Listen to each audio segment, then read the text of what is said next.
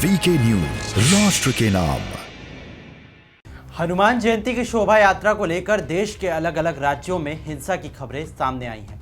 देश की राजधानी दिल्ली को भी दहलाने का तगड़ा प्लान साजिशकर्ताओं ने बना रखा था।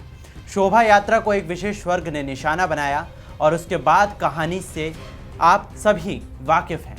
लेकिन इस कहानी का अंत बस इतना ही नहीं।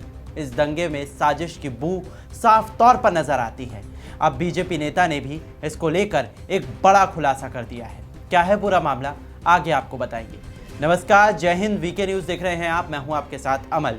देश की राजधानी दिल्ली को एक बार फिर से उपद्रवियों ने निशाना बना लिया।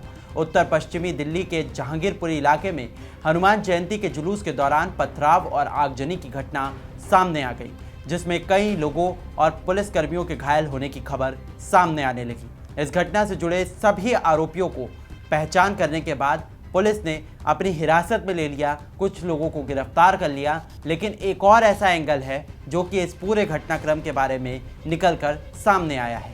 दरअसल दिल्ली बीजेपी के नेताओं ने उत्तर पश्चिम दिल्ली के जहांगीरपुरी इलाके में हनुमान जन्मोत्सव के मौके पर निकाली गई जुलूस यात्रा के दौरान हुई झड़प को साजिश करार दिया है और घटना में अवैध प्रवासियों यानी कि रोहिंग्याओं और बांग्लादेशियों की भूमिका की जांच की मांग उठा दी है। बीजेपी दिल्ली प्रदेश अध्यक्ष आदेश गुप्ता और पार्टी सांसद मनोज तिवारी ने कहा है कि जुलूस पर हमला अचानक हुई घटना नहीं है, बल्कि एक साजिश है।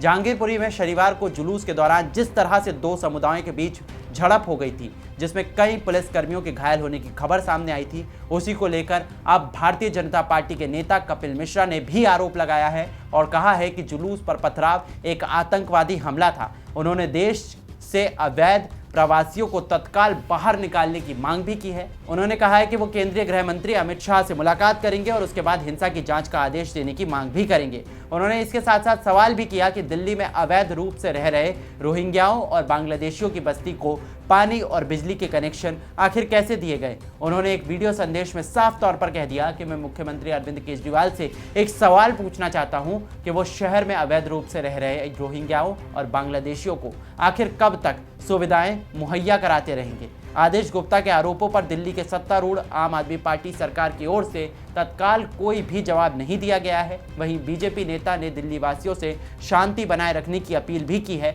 और कहा है कि पार्टी का एक प्रतिनिधिमंडल क्षेत्र का दौरा करने के लिए जल्द ही पहुंचेगा। वहीं बीजेपी नेता कपिल मिश्रा ने कहा है कि सभी अवैध प्रवासियों के कागजात की जांच की जानी चाहिए और उन्हें तुरंत निकाला जाना चाहिए। हनुमान जयंती जुलूस पर हमला एक संयोग नहीं, बल्कि एक सोचा समझा प्रयोग है। ये एक आतंकवादी हमला था। बांग्लादेशी घुसपैठियों की बस्तियां अब हमलों में शामिल है, ऐसा कहना है बीजेपी के नेताओं की तरफ से। लेकिन जिस तरह से ये बयान निकलकर सामने आया है, जिस तरह से इस बयान के मायने निकाले जा रहे हैं, वो कहीं ना कहीं एक साजिश की तरफ इशारा करता है और कहता है कि इस साजिश के सामने आने के बाद से ही भारत के अंदर विदेशी ताकतें जिस तरह से अपने पैर पसार रही हैं। आपने देखा होगा देश के अलग अलग राज्यों से इस तरह की तस्वीरें भी सामने आई हैं, जहां पर अलग अलग राज्यों में विदेशी साजिशों का हाथ जो है वो निकल कर सामने आया है। चाहे फिर वो हिजाब विवाद हो, चाहे फिर वो हलाल मीट बैन का मामला हो, या फिर लाउड स्पीकर पर अजान का मामला।